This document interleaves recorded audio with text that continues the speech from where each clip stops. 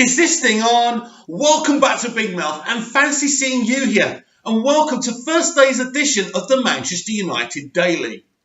The truth I'm about to tell you is a truth that the media and journalists and your fan channels will never speak about. It doesn't serve their agenda. They just want to talk about the lack of transfer movement at the club in the transfer deadline. Talk about how bad our owners are. But this is the truth that they're not going to tell you. Manchester United will be sold in the very near distant future.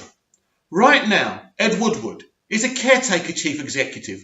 Ole Solskjaer, as we know, is a caretaker manager. The Glaziers are caretaker owners. Everything is temporary, and until our club is sold in the very near distant future, nothing's going to change. Ole will remain as caretaker manager. It's as simple as that. One thing I can foresee changing this summer is David Gill replacing Ed Woodward as chief executive, stroke director of football. That's what I think will happen. That will be very good for the club to function until we're sold. This is the truth that nobody else wants to tell you. Manchester United are in a rock and a hard place, right? This is why Mourinho was unhappy. Because if you remember when he first came in, he was allowed to sign 4 major players, right? Then in his second season, it began. He wasn't allowed to sign 1 or 2 players. Then this year, he was allowed to sign Fred, if Fred was even his choice. Now, I've argued about Mourinho, saying that what he said on Being Sports was utter bullshit, but maybe his frustrations are right, because he was in the middle of a situation he couldn't control. But this doesn't excuse his failure on the pitch. This doesn't excuse the fact that he was having power struggles with the players, calling them out publicly. This doesn't excuse what he did. But there's one thing for sure. Our club, in this situation, is in a difficult position because when you're about to sell a club, you don't actually want to start making big changes or splashing the cash. So we're not going to sign anyone. We're not. Nothing's going to happen this January. You're going to hear a lot of people telling you that this one might come in and that one might come in. You may hear a lot of people saying, oh, why are we signing people? One thing I want to say though, De Jong, right? Is that his name? A young player, just gone to Barcelona. And some of our fans are going, oh, why didn't we sign him? If Barcelona can do it. If you were him, where would you go? Manchester United. Manchester that pisses down with rain.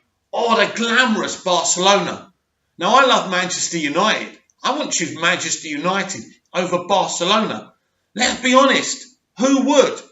But anyway, we couldn't sign him anyway in the current climate. Nothing's going to happen here. This is the way it is. Ole Solskjaer will remain our manager. For now, he will be our manager next season.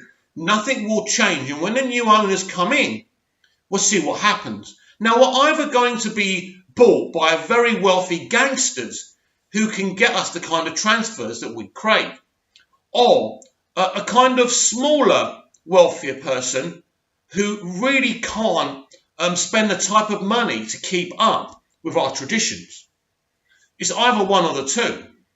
So I suppose they're both negatives, but I think the best thing for this club is to do a Barcelona. Allow each fan to have a percentage share in this club. It works for Barcelona. It could work for us. The structure is already in place to make money. We make money. Now, I know this morning it's been announced we're no longer the richest club in the world. But someone made a great point about Brexit and interest rates not being at their best. And if they were, United would still be the wealthiest club. And I agree with that. But I don't really care if we're the wealthiest club or not. Of course, I want us to be the best in every avenue. But we're not. Manchester United are in a predictable situation that we were going to be.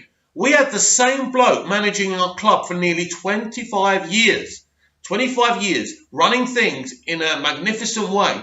So when he left, Ed Woodward didn't have a clue. He didn't know what to do. He's just a money man. Ferguson was literally doing everything, and nobody knew how to replace that element. Now, common sense would tell you that you should get a director of football in straight away.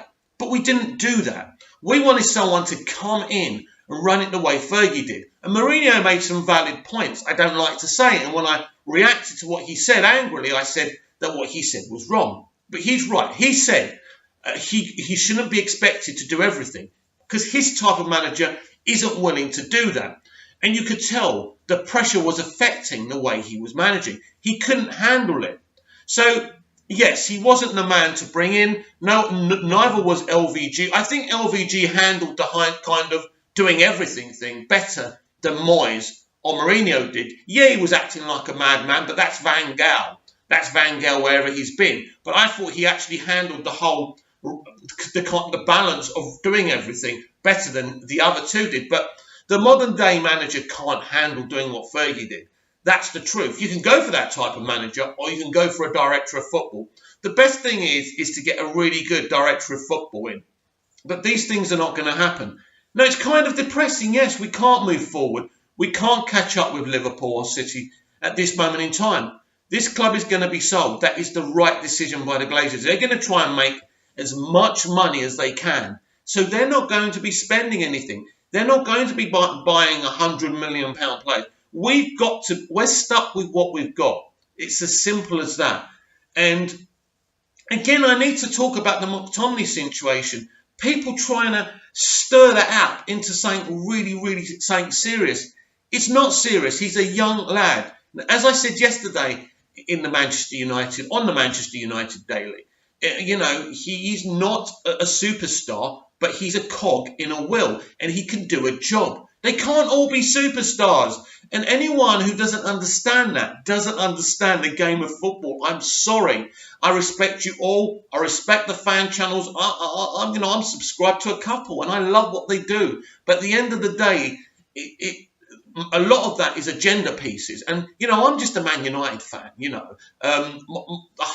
of my videos aren't Man United. So I don't need to push a certain agenda to try and get subscribers. I just want to talk about Manchester United. And this is my opinion. I could be wrong, but it is my belief from who I talk to and who talk to me that Manchester United will be sold and that nothing's going to change. And that's common sense.